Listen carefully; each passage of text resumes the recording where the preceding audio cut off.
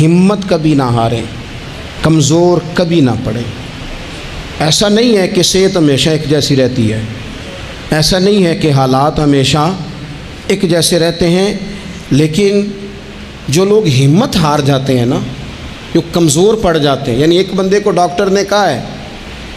کہ آپ کی رپورٹیں بتاتی ہیں کہ آپ بڑے سخت بیمار ہیں،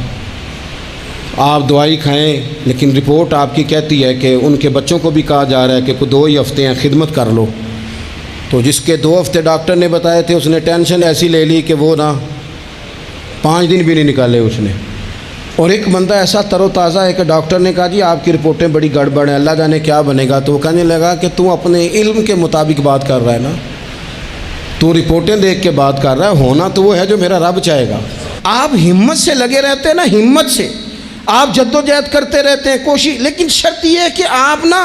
بات مایوسی کی کوئی نہ کریں، آپ آگے بڑھیں، آپ کوشش کریں،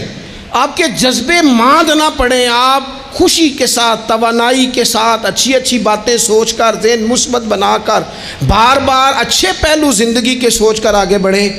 حضرت سیدنا عمر فاروق رضی اللہ تعالیٰ عنہ کا ایک قول یاد رکھیں، حضرت عمر فرمایا کرتے تھے اگر تم بلند مقام حاصل کرنا چاہتے ہو نا،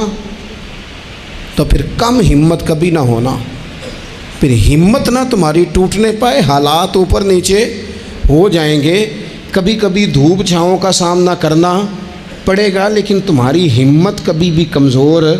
نہیں پڑنی چاہیے، ہمتیں نہیں ٹوٹنی چاہیے، آگے بڑھنا چاہیے، جذبے بیدار رکھنے چاہیے، روز اپنے آپ کو تازہ۔ اقبال کہتے ہیں کہ پلٹنا جھپٹنا